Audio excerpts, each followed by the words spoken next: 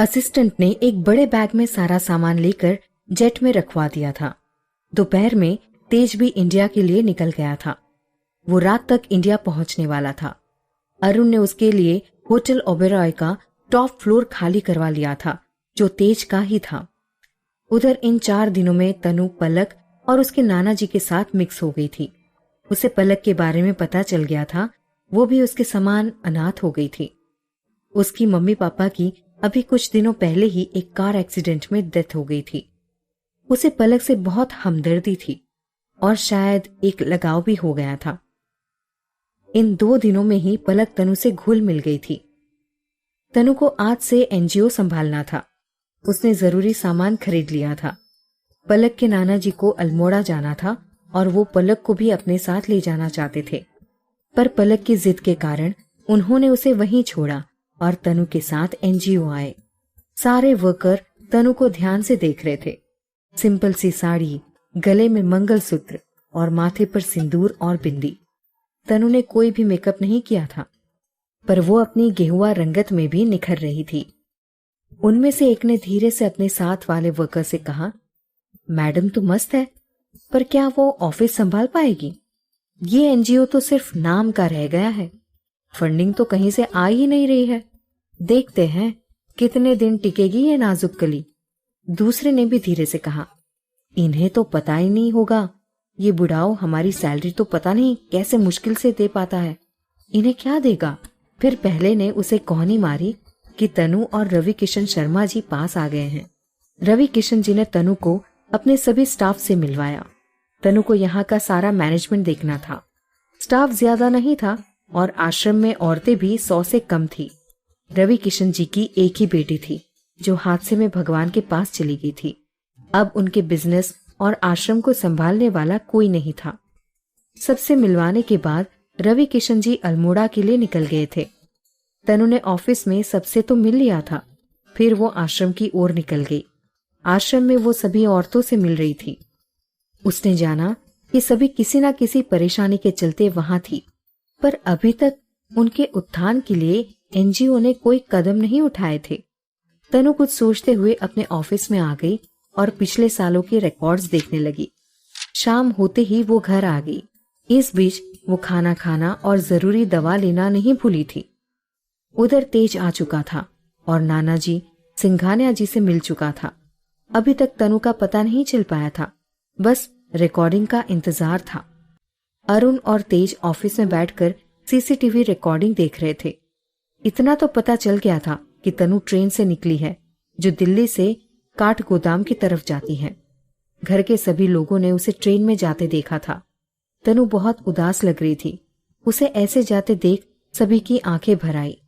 सिंघानिया जी वहां और नहीं रुक सके और अपने आंसू पोंछते हुए अपने घर चले गए। जाते जाते उन्होंने तेज को घर आने कह दिया था। सिंघानिया जी के कहने पर तेज अपने सामान सहित वहां आ गया था। तेज प्रताप ने अरुण को दिल्ली से काठगोदाम में आने वाले सभी स्टेशंस की जांच करने के लिए कहा और स्टेशन के सीसीटीवी कैमरे की फुटेज को चेक करने के लिए कहा, जिससे पता चल सके कि तनु किस स्टेशन पर उतरी थी। फिर तेज प्रताप भी अपने रूम में चला गया। रूम में पहुंचने के बाद भी तेज प्रताप के दिमाग में खलबली थी। दिल्ली से काठगोदाम में आने वाली सभी स्टेशन की जांच करने में समय लगने वाला था। तेज प्रताप अपने रूम में बैठा था, तभी उसके दिमाग में आया, कहीं तनु विक्रम के साथ तो नहीं है। उसके पास विक्रम का नंबर नहीं था, इसीलिए उसने कुछ सोचकर शिल्पा को फोन लगाया। शिल्पा ने फोन उठाया तो तेज ने उससे सीधे ही पूछा, शिल्पा, तुम्हारे पास विक्रम का नंबर है क्या? शिल्पा ने आश्चर्य से पूछा, पर आप विक्रम को कैसे जानते हैं और उसका नंबर क्यों चाहिए? तेज ने शिल्पा को विक्रम के बारे में बताया कि कैसे वो उससे मिला था। शिल्पा बोली, भैया, गलतफहमी सिर्फ रिश्तों को तोड़ती है। हाँ, विक्रम को तनु शादी के पहले से जानती है। वो हमारे ग्रुप का लीडर है। फिर वो रुककर बोली, वो तनु की एंगेजमेंट विक्रम के साथ होने वाली थी, पर अंकल के एक्सीडेंट के बाद से ही वो गायब था। फिर तनु और आपकी शादी हुई, पर तनु ने मुझे कभी नहीं कहा कि वो विक्रम से प्यार करती है, इसलिए आप उन दोनों के लिए कुछ ना सोचें। तेज ने कुछ रुककर पूछा, अभी विक्रम कहाँ होगा, कुछ पता है? शिल्पा बोली, हाँ, अभी कुछ दिन पहले बात हुई थी। वो कहीं नाम याद नहीं आ रहा है। अपनी नानी के यहाँ गया है। हाँ, याद आया, काठ गोदाम में है। तेज ने हड़बड़ी में कहा, तुम उसका नंबर मुझे भेजो, मैं बात करता हूं। दोनों ने फोन रख दिया। फिर तेज ने अरुण को फोन लगाया। अरुण ने फोन उठाया। तब तेज ने कहा, अरुण, सबसे पहले काठ गोदाम में सर्चिंग चालू करो, शायद तनु काठ गोदाम में है। अरुण ने चौंकते हुए कहा, पर आप कैसे? फिर उसने कुछ सोचते हुए कहा, ठीक है, मैं कल सुबह तक आपको इन्फॉर्मेशन दे दूंगा। तेज थोड़ी देर कुछ सोचता रहा, फिर उसकी डायरी के पेपर को लेकर बैठ गया। सिंघानिया जी उसे खाने पर बुलाने आए थे, पर उसे किसी सोच में डूबा देखकर उसके पास आ गए थे। तेज को इसका पता ही नहीं चला। सिंघानिया जी का ध्यान डायरी के पेज पर गया। वो तेज से मुस्कुराते हुए बोला, तो तनु ने तुम्हारी आंखें बनाई हैं? बहुत सुंदर बनाई है, देखो एकदम ही रियल लग रही है। तेज का ध्यान अचानक ही सिंघानिया जी की बातों में गया। वो कुछ लड़खड़ाते हुए बोला, ये आप क्या कह रहे हैं मामा जी? सिंघानिया जी बोले, हाँ, ये तो कोई बच्चा भी बता सकता है कि ये तुम्हारी आंखें हैं। फिर वो मुस्कुरा दिए और बोले, चलो खाना खा लो, तनु जल्दी ही मिल जाएगी, फिर उससे मिलकर दोनों ही अपना झगड़ा खत्म कर देना। तेज ने वापस उस पेज को अपने पॉकेट में रखा। उसका मन खाने में नहीं था। वो जल्दी ही अपने रूम में जाना चाहता था। रूम में आते ही तेज प्रताप गहरी गहरी सांसें लेने लगा। उसने फिर कांपते हाथों से अपनी जेब से डायरी का पेज निकाला। वो उसे ध्यान से देखने लगा। उसे देखते देखते उसकी आंखों में से आंसू निकलने लगे। उसने कहा, आई एम सॉरी तनु, तुम मुझसे प्यार करती थी और उस दिन भी तुमने मुझसे कहा था, पर मैंने ही तुम्हारा विश्वास नहीं किया। प्लीज मुझे माफ कर दो। और अपना सिर पकड़कर बैठ गया। फिर उसके मन में एक ख्याल आया, पर अभी भी वो बच्चा किसका है? क्या वो हमारा है? तुमने कहा था जिस दिन मैं पहचान जाऊंगा ये आंखें किसकी हैं, उस दिन मैं समझ जाऊंगा ये किसका बच्चा है। पर मैं क्यों नहीं समझ पा रहा हूँ? क्या उस रात हमारे बीच कुछ हुआ था? जब मैंने पूछा था तो तुमने क्यों नहीं बताया? मुझे याद क्यों नहीं आ रहा है? फिर वो कुछ देर ऐसे ही अपने सर पर हाथ रखकर बैठा रहा। तभी उसके पास उसके असिस्टेंट का फोन आया। उसने तेज प्रताप से कहा, सर, कल एक इम्पोर्टेंट मीटिंग है। जिन लोगों ने हमारी प्रॉपर्टी पर कब्जा करके रखा है उनके खिलाफ हमें कोर्ट में असली प्रॉपर्टी के पेपर भी दिखाने हैं। कल मैं आकर उन फाइल को ले लूंगा और वकील को दे दूंगा। तेज प्रताप ने धीरे से ओके कहा। फिर वो बोझिल कदमों से डेनमार्क से लाए हुए उस बड़े बैग की ओर बढ़ गया। उसने फाइल निकालने के लिए जैसे ही उस बैग को खोला, उसमें फाइल के साथ साथ कुछ रोल किए हुए पेपर भी मिले। तेज प्रताप उन रोल किए हुए पेपर को देखने लगा। उसमें चिंटू और बंटी की पेंटिंग्स थी। तेज उन्हें देखकर बहुत खुश हो गया। फिर उसने देखा उसमें उसकी बड़ी माँ और पिताजी की भी पेंटिंग थी।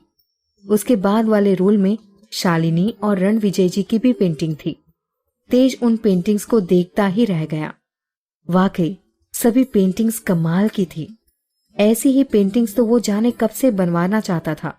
आखिरी रोल में तेज और तनु की पेंटिंग थी, जिसमें दोनों एक दूसरे के बहुत करीब खड़े थे और एक दूसरे की आंखों में देख रहे थे। तेज ध्यान से उस पेंटिंग को देख रहा था। वो याद करने की कोशिश कर रहा था कि ये कब की है। तभी उसे याद आया, इस तरह से तो वो मधुलिका की पार्टी में जाने के लिए तैयार हुए थे। तेज कांपते हाथों से पकड़कर उस पेंटिंग को देख रहा था। उसका ध्यान तनु के कान में पहने हुए उस बूंदे की ओर गया। वो अचानक ही चौंक गया। उसके हाथों से वो पेंटिंग छूट गई। वो भागता हुआ अपने लैपटॉप बैग की ओर गया और उन्हीं कान के टॉप्स को ढूंढने लगा।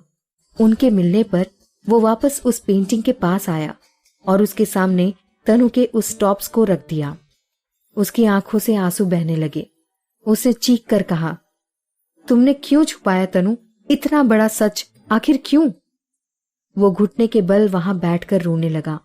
उसने अपने आप से कहा, मैंने तुम पर विश्वास नहीं किया, पर तुमने एक बार भी मुझसे सच नहीं बताया। मैंने पूछा था तुमसे, क्यों, आखिर क्यों? तुमने मुझ पर विश्वास नहीं किया। मैंने तुम्हें कितनी बड़ी सजा दी। मैं माफी के लायक भी नहीं हूं। उसने कांपती हुई आवाज में कहा, तुम मेरे बच्चे की मां बनने वाली हो, कैसे मैंने तुम्हारा विश्वास नहीं किया। तुम्हें मैंने घर से निकाल दिया। तुम्हारे दिल पर क्या बीत रही होगी उस दिन। मुझे माफ कर दो तनु, बस एक बार विश्वास करती मुझ पर, सच बताती मुझे। वो ऐसे ही रोता रहा। कब सुबह भी हो गई उसे पता ही नहीं चला। सिंघानिया जी उसे नाश्ते के लिए बुलाने आए, पर उसे ऐसे देखकर उन्हें बहुत बुरा लगा। उन्होंने प्यार से उसके सर पर हाथ फेरते हुए कहा, मैं जानता हूं तुम्हें अब अपनी गलती का एहसास है। मेरा विश्वास करो, तनु मिल जाएगी, तुम चिंता मत करो। तेज प्रताप उठा और सिंघानिया जी से लिपटकर रोने लगा।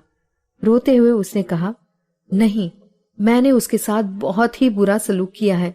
शायद वो मुझे माफ भी नहीं करेगी।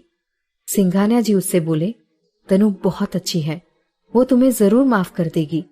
आखिर एक पत्नी अपने पति से कब तक नाराज रहेगी। तेज ने सुबकते हुए कहा, मामा जी, पर मैंने उसके आत्मसम्मान पर चोट पहुंचाई है और वो मुझे माफ नहीं करेगी।